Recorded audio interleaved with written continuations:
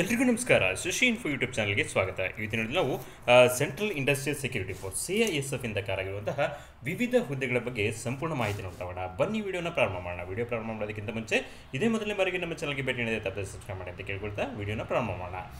ಅಧಿಕೃತವಾದ ಅಧಿಸೂಚನೆ CISF ಅಂದರೆ central industrial security force ಇಂದ recruitment of constable or tradesman 24 in CISF ಅಂತೇಳಿ ಕೊಡ್ತಾ ಇದ್ದಾರೆ. Date of submission of online application ಕೊಡ್ತಾರೆ 5/3/2025ರಿಂದ 3/4/2025 ಕೂಡ, ಅಂದರೆ ಮಾರ್ಚ್ 5/2025ರಿಂದ ಅರ್ಜಿ ಸಲ್ಲಿಸೋದಕ್ಕೆ ಪ್ರಾರಂಭ ಆಗುತ್ತೆ. ಏಪ್ರಿಲ್ 3/2025 ಕೂಡ ಅರ್ಜಿ ಸಲ್ಲಿಸೋದಕ್ಕೆ ಟೈಮನ್ನು ಕೊಟ್ಟಿದ್ದಾರೆ. ಆಯ್ತಾ, ಟೈಮಿಂಗ್ಸ್ ಕೊಟ್ಟಿದ್ದಾರೆ. ರಾತ್ರಿ 23:59 ಕೊಟ್ಟಿದ್ದಾರೆ. 11 ಗಂಟೆ 53 ನಿಮಿಷದವರೆಗೂ ಕೂಡ ಅಪ್ಲಿಕೇಶನ್ ಹಾಕಿಗೆ ಅವಕಾಶ ಕೊಟ್ಟಿದ್ದಾರೆ. ಓಕೆ, ಡೀಟೇಲ್ಸ್ನ ನೋಡ್ತಾ ಹೋಗೋಣ. Online applications are invited from the eligible male and female in Indian citizens for filling up the temporary posts of constables or tradesmen in Central Industrial Security Force in the pay level 3 ಅಂತೇಳಿ ಕೊಟ್ಟಿದ್ದಾರೆ. Plus usual allowances as admission to the central government employee for the time to time ಅಂತೇಳಿ ಕೊಟ್ಟಿದ್ದಾರೆ. ಅಂದರೆ online application invite ಮಾಡಿದ್ದಾರೆ. Constable ಆ ಟ್ರೇಡ್ಮೆಂಟ್ಸ್ ಪೋಸ್ಟಿಗೆ pay level ಅನ್ನು ಕೊಡ್ತಿದ್ದಾರೆ. ಪೇ ಲೆವೆಲ್ 3 ಅಂತೇಳಿ 21,700 ರೂಪಾಯಿ ಅಂದರೆ 69,100 ರೂಪಾಯಿವರೆಗೂ ಬೇಸಿಕ್ ಸ್ಯಾಲರಿ ಇರುತ್ತೆ. ಈ ಪೋಸ್ಟಿಗೆ ಕಾಲ್ ಮಾಡ್ತಾ ಇದ್ದಾರೆ. ಓಕೆ, ಇಲ್ಲಿ ಏನೇನು ಡೀಟೇಲ್ಗಳನ್ನ ನೋಡ್ತಾ ಹೋಗೋಣ. Applications will be accepted through online mode only ಅಂತೇಳಿ ಕೊಟ್ಟಿದ್ದಾರೆ. ನೀವು ಆನ್ಲೈನ್ ಮೂಲಕ ಮಾತ್ರ ಅಪ್ಲಿಕೇಶನ್ ಹಾಕಬೇಕಾಗುತ್ತೆ. Physical efficiency test, PET or physical standard test, PST, documentation, trade test, return examination, medical examination will be scheduled and conducted ಅಂತೇಳಿ. ಅಂದರೆ ಇದಕ್ಕೆ physical efficiency test ಇರುತ್ತೆ, ಫಿಸಿಕಲ್ ಫಿಟ್ನೆಸ್ ಟೆಸ್ಟ್ ಇರುತ್ತೆ, ಫಿಸಿಕಲ್ ಸ್ಟ್ಯಾಂಡರ್ಡ್ ಟೆಸ್ಟ್ ಇರುತ್ತೆ, ಅದೇ ಥರ documentation, trade test ಇರುತ್ತೆ, return exam ಇರುತ್ತೆ, ಮೆಡಿಕಲ್ ಎಕ್ಸಾಮಿನೇಷನ್ ಮಾಡಿ ನಿಮಗೆ ಅಪಾಯಿಂಟ್ಮೆಂಟ್ ಕೊಡ್ತಾರೆ. Return examination under OMR based computer based test ಅಂತೇಳಿ ಕೊಟ್ಟಿದ್ದಾರೆ. Will be conducted only in English and Hindi language ಅಂತೇಳಿ. CBT ಕಂಪ್ಯೂಟರ್ ಬೇಸ್ಡ್ ಎಕ್ಸಾಮ್ ಇರುತ್ತೆ. ಆನ್ಲೈನ್ ಎಕ್ಸಾಮಿನೇಷನ್ OMR ಅಲ್ಲಿ ಎಕ್ಸಾಮ್ನ ಅಟೆಂಡ್ ಮಾಡಬೇಕಾಗುತ್ತೆ. ಅಲ್ಲಿ ಆ ಎಕ್ಸಾಮ್ ಏನು ಬರುತ್ತೆ, ಸಿಲೆಬಸ್ ಇದೆ, ಮುಂದೆ ನೋಡ್ತಾ ಹೋಗೋಣ. ಓಕೆ, ಈ ಥರ ಕೊಡ್ತಾ ಇದ್ದಾರೆ. ಏಜ್ ಅಂತ ಹೇಳಿ ಕೊಡ್ತಾ ಇದ್ದಾರೆ. ಎಜುಕೇಷನ್ ಕ್ವಾಲಿಫಿಕೇಷನ್ ಏಜ್ ನಿಮಗೆ 1/2025ಕ್ಕೆ ಕನ್ಸಿಡರ್ ಮಾಡ್ತಾರೆ. ಎಜುಕೇಷನ್ ಕ್ವಾಲಿಫಿಕೇಷನ್ ಅಪ್ಲಿಕೇಶನ್ ಹಾಕೋದಕ್ಕೆ ಕೊನೆಯ ದಿನಾಂಕ ಇದೆಯಾ, ಆ ಡೇಟಿಗೆ ನಿಮ್ಮ education qualification or caste certificate valid ಇರಬೇಕಾಗುತ್ತೆ. ಓಕೆ, ಏನು ಎಜುಕೇಷನ್ ಕ್ವಾಲಿಫಿಕೇಷನ್ ಇದೆ ಅದು ಮುಂದೆ ನೋಡ್ತಾ ಹೋಗೋಣ. ಪೇ ಸ್ಕೇಲ್ನ ಕೊಡ್ತಾ ಇದ್ದಾರೆ. ಪೇ ಸ್ಕೇಲ್ ಲೆವೆಲ್ 3 ಅಂತೇಳಿ ಕೊಟ್ಟಿದ್ದಾರೆ. 21,700 ಟು 69,100 ರೂಪೀಸ್ ಅಂತೇಳಿ ಕೊಡ್ತಿದ್ದಾರೆ. 21,700 ರೂಪಾಯಿಂದ 61,100 ರೂಪಾಯಿವರೆಗೂ ಕೂಡ ವೇತನ ಶ್ರೇಣಿಯನ್ನು ಕೊಡ್ತಾ ಇದ್ದಾರೆ. ನ್ಯಾಷನಲ್ ಸಿಟಿಜನ್ಶಿಪ್ ಅಂತ ಕೊಡಿದ್ರೆ candidate must be citizen of India ಅಂತೇಳಿ. ಭಾರತೀಯ ಪ್ರಜೆಗಳಿಗೆ ಮಾತ್ರ ಇಲ್ಲಿ ಅಪ್ಲಿಕೇಶನ್ ಹಾಕೋದಕ್ಕೆ ಅವಕಾಶನ ಕೊಟ್ಟಿದ್ದಾರೆ. ಓಕೆ, ವೇಕೆನ್ಸೀಸ್ ಇಂಪಾರ್ಟೆಂಟ್ ಪಾಯಿಂಟ್ ಇದೆ ನೋಡ್ತಾ. ಎಷ್ಟು ಪೋಸ್ಟ್ಗಳಿಗೆ ಅರ್ಜಿಯನ್ನು ಆಹ್ವಾನಿಸಿದ್ದಾರೆ. ಓಕೆ, ಇಲ್ಲಿ ಟ್ರೇಡ್ಮೆಂಟ್ಸ್ ಅಂತೇಳಿ ಕೊಟ್ಟಿದ್ದಾರೆ. ಟ್ರೇಡ್ಮೆಂಟ್ಸ್ ಅಂದರೆ ಕೆಲವೊಂದು ಹುದ್ದೆಗಳಿಗೆ ಈ ಥರನೇ ಅಂತೇಳಿ ಕೊಟ್ಟಿದ್ದಾರೆ. ಇಲ್ಲಿ ಟ್ರೇಡ್ಮೆಂಟ್ಸ್ ಅಂದರೆ ಅಂತೇಳಿ ಕಾನ್ಸ್ಟೇಬಲ್ ಬಾರ್ ಕುಕ್ ಅಂತೇಳಿ ಕೊಟ್ಟಿದ್ದಾರೆ, ಕಾನ್ಸ್ಟೇಬಲ್ ಬಾರ್ ಕೌಲರ್ ಅಂತೇಳಿ, ಕಾನ್ಸ್ಟೇಬಲ್ ಟೈಲರ್ ಅಂತೇಳಿ ಕೊಟ್ಟಿದ್ದಾರೆ, constable barber, constable washerman, constable sweeper, constable painter ಅಂತೇಳಿ ಕೊಟ್ಟಿದ್ದಾರೆ, constable bar carpenter, constable bar electrician, constable mali, welder, charge mech, ಆಮೇಲೆ MP ಅಟೆಂಡೆಂಟ್ ಅಂತೇಳಿ ಇಷ್ಟು ತರಹದ ಹುದ್ದೆಗಳಿದ್ದಾವೆ. ಟೋಟಲ್ಲು ಮೇಲು ಫಿಮೇಲ್ ಎರಡೂ ಕೂಡ ಇದ್ದಾವೆ. ಮೇಲು ಡೈರೆಕ್ಟ್ ರಿಕ್ರೂಟ್ಮೆಂಟ್ ಅಂತೇಳಿ ಕೊಟ್ಟಿದ್ದಾರೆ. ಇಲ್ಲಿ ಇಷ್ಟು ಕ್ಯಾಟಗರಿಯಲ್ಲಿ ಮೇಲಿಗೆ 945 ಪೋಸ್ಟ್ಗಳಿದ್ದಾವೆ, ಫಿಮೇಲಿಗೆ 103 ಪೋಸ್ಟ್ಗಳಿದ್ದಾವೆ. ಟೋಟಲ್ 1048 ಪೋಸ್ಟ್ಗಳಿದ್ದಾವೆ. ಅದರಲ್ಲಿ ಎಕ್ಸ್ ಮೆನ್ಗೆ 113 ಅಂತೇಳಿ ಕೊಟ್ಟಿದ್ದಾರೆ.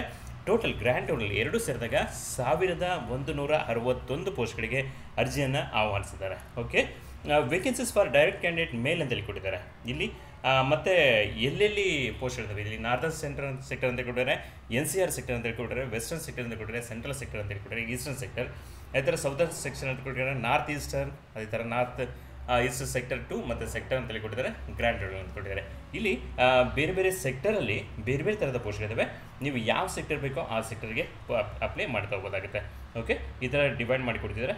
ಇದಿಷ್ಟು ಕೂಡ ಮೇಲ್ಗಡೆ ಕೊಟ್ಟಿರೋದು ಮೇಲ್ ಕ್ಯಾಂಡಿಡೇಟಿಗೆ. ಅದೇ ಥರ ನೆಕ್ಸ್ಟ್ ಇಲ್ಲಿ ಬರ್ತಾ ಇದೆ ಫಿಮೇಲ್ ಕ್ಯಾಂಡಿಡೇಟಿಗೆ. ಫಿಮೇಲ್ ಕ್ಯಾಂಡಿಡೇಟ್ಸ್ ಕೂಡ ಪೋಸ್ಟ್ಗಳಿದ್ದಾವೆ, ಅದು ಕೂಡ ಇಲ್ಲಿ ಕೊಟ್ಟಿದ್ದಾರೆ. SC ST OBC EWS minority ಇವರೆಲ್ಲರಿಗೂ ಕೂಡ ಪೋಸ್ಟ್ಗಳನ್ನ ರಿಸರ್ವೇಷನ್ ಕೊಟ್ಟಿದ್ದಾರೆ. SC ST ಆಮೇಲೆ UR ಅನ್ರಿಸರ್ವ್ಡ್ ಅಂತೇಳಿ OBC EWS ಇಷ್ಟು ಕ್ಯಾಟಗರಿಗೂ ಪೋಸ್ಟನ್ನು ಡಿವೈಡ್ ಮಾಡಿಕೊಟ್ಟಿದ್ದಾರೆ. ನೀವು ಯಾವ ಕ್ಯಾಟಗರಿಗೆ ಬರ್ತೀರಾ ಆ ಕ್ಯಾಟಗರಿ ತಕ್ಕನಿಗೆ ನೀವು ಪೋಸ್ಟನ್ನು ಅಪ್ಲೈ ಮಾಡ್ತಾ ಹೋಗೋದಾಗಿದೆ. ಕ್ಯಾಟಗರಿ ಮೆನ್ಷನ್ ಮಾಡೋದು ಕರೆಕ್ಟಾಗಿರಬೇಕಾಗುತ್ತೆ. ಅಲ್ಲಿ ವ್ಯಾಲಿಡ್ ಕ್ಯಾಸ್ಟ್ ಸರ್ಟಿಫಿಕೇಟ್ ಅಂತ ಕೊಟ್ಟಿದ್ದಾರೆ. ಕ್ಯಾಸ್ಟ್ ಸರ್ಟಿಫಿಕೇಟ್ ನಿಮ್ಮ ಕ್ಯಾಸ್ಟ್ ಸರ್ಟಿಫಿಕೇಟು ಯಾವಾಗ 3/4/2025 ಆಗಿರಬೇಕಾಗುತ್ತೆ. ಅಷ್ಟರೊಳಗೆ ವ್ಯಾಲಿಡ್ ಇರುವಂಥ ಸರ್ಟಿಫಿಕೇಟ್ನ ನೀನು ಅಪ್ಲೈ ಮಾಡಬೇಕಾಗುತ್ತೆ. ಓಕೆ, ವೇಕೆನ್ಸೀಸ್ ಫಾರ್ ಎಕ್ಸರ್ಸ್ ಮಂದಿ ಕೊಟ್ಟಿದ್ದಾರೆ. ಎಕ್ಸರ್ಸ್ ಮಂದಿ ಕೂಡ ಇಲ್ಲಿ ಪೋಸ್ಟನ್ನು ಕೊಟ್ಟಿದ್ದಾರೆ. Cook and cobbler, tailor, barber, washerman, sweeper, carpenter ಇವರು ಎಕ್ಸರ್ಸ್ ಮನಿಗೆ ಅಂತೇಳಿ 113 ಪೋಸ್ಟ್ಗಳನ್ನ ಇಟ್ಟಿದ್ದಾರೆ. ಓಕೆ, ರಿಸರ್ವೇಷನ್ ಆಗಿ ಇಟ್ಟಿದ್ದಾರೆ. ಓಕೆ, ಅಬ್ರಿವೇಷನ್ ಯು ಆರ್ ಅಂದರೆ ಅನ್ರಿಸರ್ವ್ಡ್ ಅಂತೇಳಿ ಜನರಲ್ ಕ್ಯಾಟಗರಿ ಅಂತ ಅಂದ್ಕೊಳ್ಳೋಣ.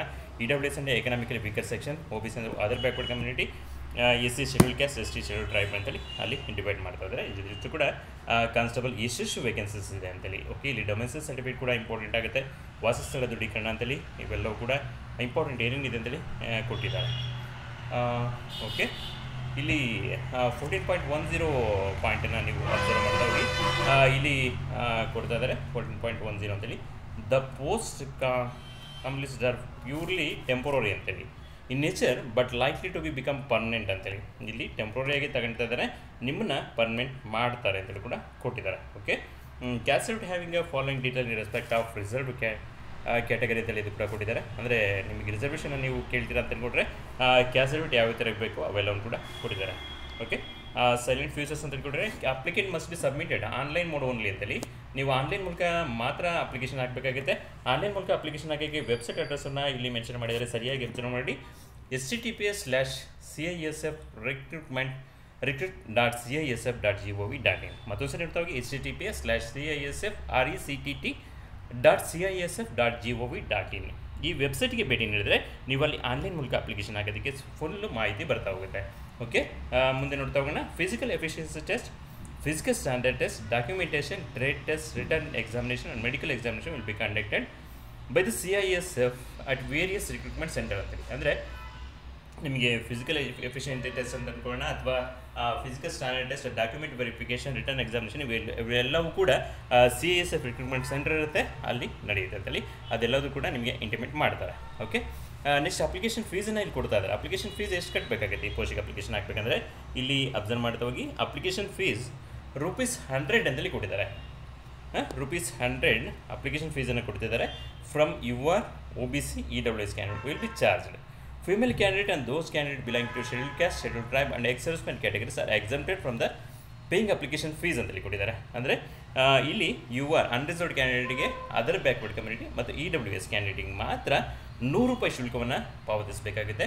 ಉಳಿದವರಿಗೆ ಇವನು ಫೀಸಿಂದ ಸಂಪೂರ್ಣವಾಗಿ ವಿನಾಯಿತಿಯನ್ನು ಕೊಟ್ಟಿದ್ದಾರೆ. ಅವ್ರು ಯಾರು ಅಂದರೆ ಶೆಡ್ಯೂಲ್ ಕ್ಯಾಸ್ಟ್, ಶೆಡ್ಯೂಲ್ ಟ್ರೈಬ್ ಮತ್ತು ಎಕ್ಸ್-ಸರ್ವಿಸ್ಮೆನ್, ಇವರಿಗೆ ಫೀಸನ್ನು ಕಟ್ಟೋ ಹಾಗಿಲ್ಲ ಅಂತೇಳಿ ಕೊಟ್ಬಿಟ್ಟಿದ್ದಾರೆ.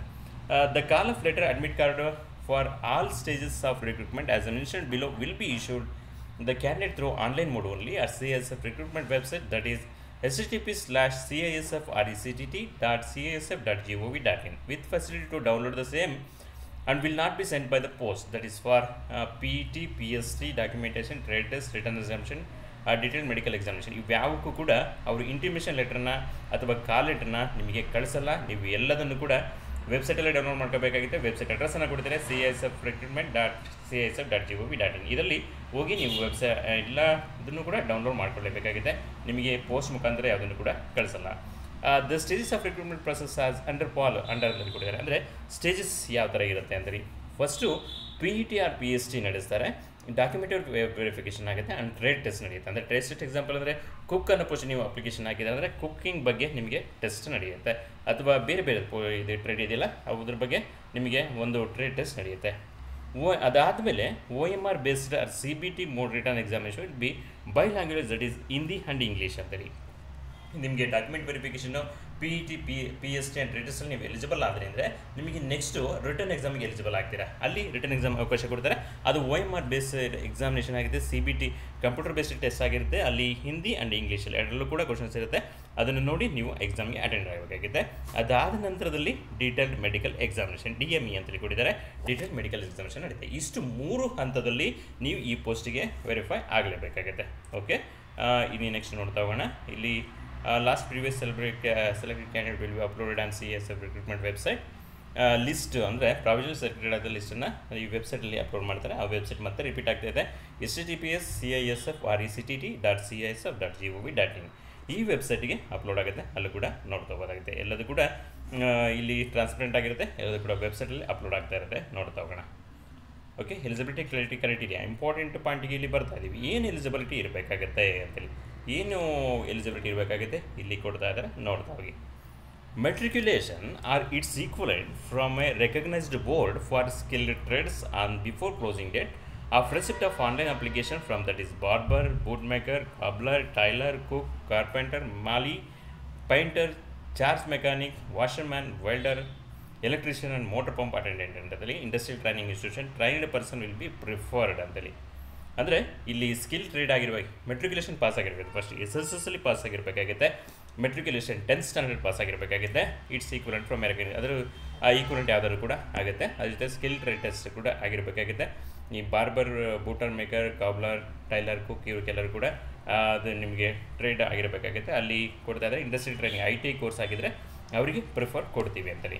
SSLC ಪಾಸ್ ಆಗಿ ITI ಆಗಿರೋರಿಗೆ ಫಸ್ಟ್ ಪ್ರಿಫರೆನ್ಸ್, SSC ಆಗಿರೋ ಕೂಡ ಅಪ್ಲೈ ಮಾಡ್ಬೋದು. ಇಲ್ಲಿ ಕುಕ್ ಅಂತೇಳಿ ಕೊಡ್ತಾ ಇದ್ದಾರೆ. ಅವರಿಗೆ ನೀವು ಕುಕಿಂಗಲ್ಲಿ ಎಕ್ಸ್ಪೀರಿಯನ್ಸ್ ಇದ್ದರೆ ಅವರು ಕೂಡ ಆಗ್ತಾ ಹೋಗೋದಾಗುತ್ತೆ. Matriculation at its from a recognised board or unskill trade on before closing date, that is set of online application. Last date ಕೊಡ್ತಾ ಇದ್ದಾರೆ. ಆ ಡೇಟ್ ಒಳಗೆ ನಿಮ್ಮದು ಇಷ್ಟು ಕ್ವಾಲಿಫಿಕೇಷನ್ ಆಗಿರಬೇಕಾಗುತ್ತೆ. ಏಜ್ ಲಿಮಿಟನ್ನು ಕೊಡ್ತಾ ಇದ್ದಾರೆ ಅಂತ ಹೋಗಿ between 18 to 23 years as an 1/8/2025. Cadets should not have been barred earlier than 2/8/2002 and later than 1/8/2007 ಅಂತೇಳಿ. ನೀವು 1/8/2002 ಮುಂಚೆ ಹುಟ್ಟಿರಂಗಿಲ್ಲ. ಅದೇ ಥರ 1/8/2007 ನಂತರ ಹುಟ್ಟಿರಬಾರ್ದಾಗುತ್ತೆ. ಅಷ್ಟರೊಳಗೆ ಹುಟ್ಟಿರುವಂಥ ಅಭ್ಯರ್ಥಿಗಳು ಪೋಸ್ಟಿಗೆ ಅಪ್ಲಿಕೇಶನ್ ಆಗೋಕ್ಕೆ ಎಲಿಜಿಬಲ್ ಇರ್ತೀರ. ರಿಸರ್ವೇಷನ್ ಗೌರ್ಮೆಂಟ್ ರೂಲ್ಸ್ ಪ್ರಕಾರ SC ST ಅವರಿಗೆ 5 ವರ್ಷದ ರಿಲ್ಯಾಕ್ಸೇಷನ್ ಇದೆ, OBC ಅವರಿಗೆ 3 ವರ್ಷದ ರಿಲ್ಯಾಕ್ಸೇಷನ್ ಇದೆ. ಎಕ್ಸರ್ಸ್ ಮನೆಗೆ ಕೂಡ ಏಜ್ ರಿಲ್ಯಾಕ್ಸೇಷನ್ ಕೊಟ್ಟಿದ್ದಾರೆ. Children dependent family members of victims killed in the 1994 rights and communal rights of 2002 ಇನ್ ಗುಜರಾತ್ ಅಂತೇಳಿ ಅವರಿಗೆ ಕೂಡ ರಿಸರ್ವೇಷನ್ ಕೊಡ್ತಿದ್ದಾರೆ. ಅವರು ಕೂಡ ನೋಡ್ತಾ ಹೋಗೋದಾಗುತ್ತೆ. ಫಿಸಿಕಲ್ ಸ್ಟ್ಯಾಂಡರ್ಡನ್ನು ಕೊಟ್ಟಿದ್ದಾರೆ. ಮೇಲ್ ಕ್ಯಾಂಡಿಡೇಟಿಗಾದರೆ ಈತ ಯಾವ ಥರ ಇರಬೇಕಂತೇಳಿ height for UR AWS and OBC candidate except those mention in para number 6.3.1 ಅಂತೇಳಿ ಅವರು 170 ಇರಬೇಕಾಗುತ್ತೆ. ಚೆಸ್ಟ್ ಅವರಿಗೆ 80 to 85 ಸೆಂಟಿಮೀಟರ್ ಅಂತೇಳಿ. ಇಷ್ಟು ಮೇಲ್ ಕ್ಯಾಂಡಿಡೇಟಿಗೆ. ಮಿನಿಮಮ್ ಎಕ್ಸ್ಟೆನ್ಷನ್ 5 ಸೆಂಟಿಮೀಟರ್ ಅಂತ ಕೊಟ್ಟಿದ್ದಾರೆ. ಫಿಮೇಲಿಗೆ ಆದರೆ ಹೈಟ್ 157 ಅಂತೇಳಿ, ಅಂದರೆ chest there is no minimum requirement ಅಂತ ಕೊಟ್ಟಿದ್ದಾರೆ ಫಿಮೇಲ್ ಕ್ಯಾಂಡಿಡೇಟಿಗೆ. ಪರ್ಮಿಷಬಲ್ ರಿಲ್ಯಾಕ್ಸೇಷನ್ ಅಂತೇಳಿ ಕೊಟ್ಟಿದ್ದಾರೆ. ಕೆಲವರಿಗೆ ರಿಲ್ಯಾಕ್ಸೇಷನ್ ಕೂಡ ಕೊಟ್ಟಿದ್ದಾರೆ. ಅದನ್ನು ಕೂಡ ನೋಡ್ತಾ ಹೋಗೋದಾಗುತ್ತೆ. ನೀವು ಅಪ್ಲಿಕೇಶನ್ ಹಾಕೋದಕ್ಕಿಂತ ಮುಂಚೆ ನಾವು ಎಲ್ಲ ವಿಡಿಯೋದಲ್ಲಿ ಹೇಳಿದಂಗೆ ಇದನ್ನು ಮತ್ತೆ ರಿಪೀಟ್ ಆಗ್ತಿದೆ. ನೀವು ಅಧಿಕೃತವಾದ ಅಧಿಸೂಚನೆಯನ್ನು ನೋಡಿಕೊಂಡು ಅಪ್ಲಿಕೇಶನ್ ಹಾಕಬೇಕಾಗುತ್ತೆ. ನೀವು ಈ ವಿಡಿಯೋದ ಅಲ್ಲಿ ನೋಡೋಂಥ ಒಂದು PDF ಅಲ್ಲೂ ಕೂಡ ವೆಬ್ಸೈಟಲ್ಲಿರುತ್ತೆ. ಆದರೆ ವೆಬ್ಸೈಟಲ್ಲಿದ್ದರೆ ಡೌನ್ಲೋಡ್ ಮಾಡ್ಕೊಂಡು ಒಂದ್ಸರಿ ಕ್ಲಿಯರಾಗಿ ಓದಬೇಕಾಗುತ್ತೆ. ಓದಿ ಅಪ್ಲಿಕೇಶನ್ ಹಾಕೋದು ಒಳ್ಳೆಯದಾಗುತ್ತೆ. ಯಾಕೆಂದರೆ ನಿಮಗೆ ಕೆಲವೊಂದು ಪಾಯಿಂಟಿನಲ್ಲಿ ಎಲ್ಲದನ್ನು ಹೇಳದೆ ಹೋಗಿರ್ಬೋದು. ಆ ಪಾಯಿಂಟೇ ಇಂಪಾರ್ಟೆಂಟ್ ಆಗಿರುತ್ತೆ. ಅದಕ್ಕೆ ಅದನ್ನು ನೋಡಿಕೊಂಡು ನೀವು ಅಪ್ಲಿಕೇಶನ್ ಹಾಕಬೇಕಾಗುತ್ತೆ. ಓಕೆ, ಮುಂದೆ ಇಂಪಾರ್ಟೆಂಟ್ ಪಾಯಿಂಟ್ ಏನಿದೆ ಅಂತೇಳಿ ನೋಡ್ತಾ ಹೋಗೋಣ. ಓಕೆ, ಸರ್ಟಿಫಿಕೇಷನ್ ಯಾವಾಗ ಇರಬೇಕಾಗಿದೆ? ಡೊಮಿಷಿಯಲ್ ಪರ್ಮನೆಂಟ್ ರೆಸಿಡೆನ್ಸ್ ಸರ್ಟಿಫಿಕೇಟ್ ಅಂತೇಳಿ ವಾಸಸ್ಥಳ ದೃಢೀಕರಣ ಅಂತ ಅಂದ್ಕೋಣ. ಇದು ಕೂಡ ಕಂಪಲ್ಸರಿ ಇರಬೇಕಾಗಿದೆ. ಯಾಕಂದರೆ ನೀವು ಭಾರತೀಯ ನಾಗರಿಕರಿಗೆ ಪ್ರೂವ್ ಮಾಡೋದಕ್ಕೆ ಅದು ಬೇಕಾಗುತ್ತೆ. ಹೌ ಟು ಅಪ್ಲೈ ಅಂತೇಳಿ ಕೊಟ್ಟಿದ್ದಾರೆ. ಇಲ್ಲಿ ನೀವು ವೆಬ್ಸೈಟ್ಗೆ ಭೇಟಿ ಕೊಡ್ತೀರಾ. CISF.RECTT.CISF.gov.in ಈ ವೆಬ್ಸೈಟ್ಗೆ ಭೇಟಿ ಮಾಡಿದರೆ ಅಲ್ಲಿ ನೀವು ಅಪ್ಲಿಕೇಶನ್ ಹಾಕೋದಕ್ಕೆ ಅವಕಾಶ ಕೊಡ್ತಾ ಹೋಗುತ್ತೆ. ರಿಕ್ರೂಟ್ಮೆಂಟ್ ಸೆಕ್ಟರನ್ನು ಕೊಡ್ತಾ ಇದ್ದಾರೆ. ಇಲ್ಲಿ ರಿಕ್ರೂಟ್ಮೆಂಟ್ ಸೆಕ್ಟರ್ ಇಲ್ಲಿ ಕೊಡ್ತಾ ಇದ್ದಾರೆ. Sector wise northern sector, NCR, western sector, central sector, ಆಮೇಲೆ ಈಸ್ಟರ್ನ್ ಸೆಕ್ಟರ್ ಅಂತೇಳಿ ಕೊಟ್ಟಿದ್ದಾರೆ. ಇಲ್ಲಿ ಸೌತರ್ನ್ ಸೆಕ್ಟರಲ್ಲಿ ಕರ್ನಾಟಕ ಬರುತ್ತೆ. ಆಂಧ್ರ ಪ್ರದೇಶ್, ಕರ್ನಾಟಕ, ಕೇರಳ, ಲಕ್ಷದ್ವೀಪ್, ಪುದುಚೇರಿ, ತಮಿಳುನಾಡು, ತೆಲಂಗಾಣ ಇವಿಷ್ಟು ಕೂಡ ಸೌತರ್ನ್ ಸೆಕ್ಟರಲ್ಲಿ ಬರುತ್ತೆ. ಇಲ್ಲಿ ಅಡ್ರೆಸ್ ಕೂಡ ಕೊಡ್ತಿದ್ದಾರೆ. ಅದನ್ನು ಕೂಡ ನೋಡ್ತಾ ಹೋಗೋದಾಗುತ್ತೆ. ಫೋಟೋಗ್ರಾಫ್ ಹೇಗೆ ಅಪ್ಲೋಡ್ ಮಾಡಬೇಕು ಅದು ಕೂಡ ಇದೆ. ಅಪ್ಲೋಡಿಂಗ್ ಸಿಗ್ನೇಚರ್ ಅದು ಕೂಡ ಕೊಡ್ತಿದ್ದಾರೆ. ಲಾಸ್ಟ್ ಡೇಟ್ ಮಾತಾಡೋ ಸರಿ ಕೊಡ್ತಾ ಇದ್ದಾರೆ. ನೋಡ್ತಾ ಹೋಗಿ. ಅಪ್ಲಿಕೇಶನ್ ಹಾಕೋದಕ್ಕೆ ಕೊನೆಯ ದಿನಾಂಕ ತುಂಬ ಇಂಪಾರ್ಟೆಂಟ್ ಆಗುತ್ತೆ. ಇಲ್ಲಿ 3/4/2025 ಕೊನೆಯ ದಿನಾಂಕ ರಾತ್ರಿ 11:59 ಒಳಗಾಗಿ ನೀವು ಅಪ್ಲಿಕೇಶನ್ ಹಾಕಬೇಕಾಗುತ್ತೆ. ಅಪ್ಲಿಕೇಶನ್ ಹಾಕೋದಕ್ಕೆ ತುಂಬ ದಿನ ಇದೆ ಅಂತ ನೀವು ಲೇಜಿ ಮಾಡೋಂಗಿಲ್ಲ. ಇದು ಸೆಂಟ್ರಲ್ ಗೌರ್ಮೆಂಟ್ ಅಪ್ಲಿಕೇಶನ್ ಕಾಲಾಗಿರೋದು. ಭಾರತದಾದ್ಯಂತ ಎಲ್ಲರೂ ಕೂಡ ಅಪ್ಲಿಕೇಶನ್ ಹಾಕ್ತಾ ಇರ್ತಾರೆ. ಸರ್ವರ್ ತುಂಬ ಬ್ಯುಸಿ ಆಗ್ತಾ ಇರುತ್ತೆ. ಆದಷ್ಟು ಬೇಗ ಅಪ್ಲಿಕೇಶನ್ ಹಾಕಿ ರಿಟರ್ನ್ ಎಕ್ಸಾಮ್ಗೆ ನೀವು ಪ್ರಿಪೇರ್ ಆಗಬೇಕಾಗುತ್ತೆ. ನೀವು ಫಿಸಿಕಲ್ ಸ್ಟ್ಯಾಂಡರ್ಡ್ ಫಸ್ಟ್ ಬರ್ತಾರೆ ನೋಡ್ಕೊಳ್ಳಿ. ಫಿಸಿಕಲ್ ಸ್ಟ್ಯಾಂಡರ್ಡ್ ಬಂದ ನಂತರದಲ್ಲಿ ನೀವು ಅಪ್ಲಿಕೇಶನ್ ಹಾಕೋಕ್ಕೆ ಎಲಿಜಿಬಲ್ ಇದ್ದೀರಾ ಅಂತ ಅನಿಸಿದ್ರೆ ಎಲಿಜಿಬಲ್ ಅಪ್ಲಿಕೇಶನ್ ಹಾಕ್ಬೋದಾಗುತ್ತೆ. ಓಕೆ, ಇಲ್ಲಿ PET ಟೆಸ್ಟಲ್ಲಿ ಏನೇನಿರ್ಬೋದು ಅಂತೇಳಿ ಕೊಟ್ಟಿದ್ದಾರೆ. ಇಲ್ಲಿ 1.6 kilometre race in 6 minutes 30 seconds for male ಕ್ಯಾಂಡಿಡೇಟಿಗೆ. ಅದೇ ಥರ ಇಲ್ಲಿ ಮತ್ತೆ ಕೊಟ್ಟಿದ್ದಾರೆ 800 ಮೀಟರ್ ರೇಸ್ ಇನ್ 4 minutes ಅಂತೇಳಿ. ಇದು ಫೀಮೇಲ್ ಕ್ಯಾಂಡಿಡೇಟಿಗೆ ಈ ಥರ ಕೊಟ್ಟಿದ್ದಾರೆ. ಅದೇ ಥರ ಮೇಲ್ ಕ್ಯಾಂಡಿಡೇಟಿಗೆ 1.6 ಕಿಲೋಮೀಟರ್ದಲ್ಲಿ ಕೊಟ್ಟಿದ್ದಾರೆ. ಇದು ಕೂಡ ಇಂಪಾರ್ಟೆಂಟ್ ಆಗುತ್ತೆ. ಫಿಸಿಕಲ್ ಟೆಸ್ಟ್ ಇಷ್ಟು ಇರಬೇಕಾಗುತ್ತೆ ನೀವು. ಓಕೆ, ಈ ಥರ ಸಂಪೂರ್ಣ ಮಾಹಿತಿಯನ್ನು ಕೊಡ್ತಾರೆ. ಟ್ರೇಡ್ ಟೆಸ್ಟನ್ನು ಮಾಡ್ತಾರೆ. ಕುಕ್ಕಿಂಗ್ ಅವರಿಗೆ ಚಪಾತಿ ರೈಸನ್ನು ಮೇಕಿಂಗ್ ಮಾಡಬೇಕಾಗಿದೆ. Cooking of vegetables, dal, sambar ಅಂತೇಳಿ. Cooking of meat, fish, egg ಅಂತೇಳಿ ನೀವು ಟ್ರೇಡ್ ಟೆಸ್ಟನ್ನು ಈ ಥರ ಮಾಡ್ತಾರೆ. ಬೂಟ್ ಮೇಕರಿಗೆ ಪಾಲಿಷಿಂಗ್ ಆಫ್ ಶೂಸು, ಟೈಲರಿಗೆ taking measurement, personal cutting clothes, ಇವು ಬಾರ್ಬರು, ವಾಷರ್ಮನ್ ಅವರಿಗೆ ಟ್ರೇಡ್ ಟೆಸ್ಟ್ ಇದೆ ಇರುತ್ತೆ. Written examination computer based exam ಇರುತ್ತೆ, ಅದು ಕೂಡ ಕೊಟ್ಟಿದ್ದಾರೆ ಇಲ್ಲಿ. ಈ ಥರ ಅನಾಲಿಟಿಕಲ್ ಆಪ್ಟಿಟ್ಯೂಡ್, ಜನರಲ್ ನಾಲೆಜ್ ಇದೆಲ್ಲ ಸೇರಿ ಒಂದು ಎಕ್ಸಾಮ್ನ ಮಾಡ್ತೀವಿ ಅಂತೇಳಿ ಕೂಡ ಕೊಟ್ಟಿದ್ದಾರೆ. ಮೆಡಿಕಲ್ ಎಕ್ಸಾಮಿನೇಷನ್ ಆಮೇಲೆ ಇರುತ್ತೆ, ಅದು ಕೂಡ ನೋಡ್ತಾ ಹೋಗೋದಾಗಿದೆ. ಈ ಥರ ಸಂಪೂರ್ಣ ಮಾಹಿತಿನ ಕೊಡ್ತಾ ಇದ್ದಾರೆ. ಸಂಪೂರ್ಣ ಮಾಹಿತಿ ಇಲ್ಲಿದೆ. ನೀವು ಅಪ್ಲಿಕೇಶನ್ ಹಾಕೋದಕ್ಕಿಂತ ಮುಂಚೆ ನಾವು ಅಪ್ಲಿಕೇಶನ್ ಕಾಲಾಗಿರುವಂಥ ಇದು ನೋಟಿಫಿಕೇಷನ್ ನೋಡಿಕೊಂಡು ಅಪ್ಲಿಕೇಶನ್ ಹಾಕೋದು ಒಳ್ಳೆಯದಾಗುತ್ತೆ. ಓಕೆ, ಕೊನೆಗೆ ಬಂದರೆ ಇಲ್ಲಿ ಅಪ್ಲಿಕೇಶನ್ ಹಾಕೋದು ಹೇಗೆ ಅಂತ ಹೇಳಿದೆ, ಫಿಲ್ಲಿಂಗ್ ಆಫ್ ಆನ್ಲೈನ್ ಅಪ್ಲಿಕೇಶನ್ ಅಂತೇಳಿ ಇದನ್ನು ಕೂಡ ನೋಡ್ತಾ ಹೋಗೋದಾಗಿದೆ. ಈ ಥರ ಸಂಪೂರ್ಣ ಮಾಹಿತಿ ಇಲ್ಲಿದೆ. ನೀವು ಅಪ್ಲಿಕೇಶನ್ ಹಾಕೋದು ಹೇಗೆ ಅದೆಲ್ಲದೂ ಕೂಡ ಈ ಸ್ಟೆಪ್ಸ್ ಇದೆ. ನೀವು ಈ ಅಧಿಕೃತವಾದ ಸೂಚನೆ ವೆಬ್ಸೈಟಲ್ಲೂ ಕೂಡ ಇರುತ್ತೆ, ಅದನ್ನು ಡೌನ್ಲೋಡ್ ಮಾಡಿಕೊಂಡು ಅಪ್ಲಿಕೇಶನ್ ಹಾಕಬೇಕಾಗುತ್ತೆ. ಓಕೆ, ಒಂದು ಒಳ್ಳೆ ಪೋಸ್ಟ್ಗೆ ಕರೆಲಾಗಿದೆ CISF ಇಂದ SSLC ಪಾಸ್ ಆಗಿರೋರಿಗೆ. ಆದಷ್ಟು ಬೇಗ ಅಪ್ಲಿಕೇಶನ್ ಆಗಿ ಈ ಒಂದು ಒಳ್ಳೆ ಪೋಸ್ಟ್ ನಿಮ್ಮದಾಗಲಿ ಅಂತ ಆಶಿಸ್ತಾ ಎಲ್ಲರಿಗೂ ಕೂಡ ಆಲ್ ದ ಬೆಸ್ಟ್.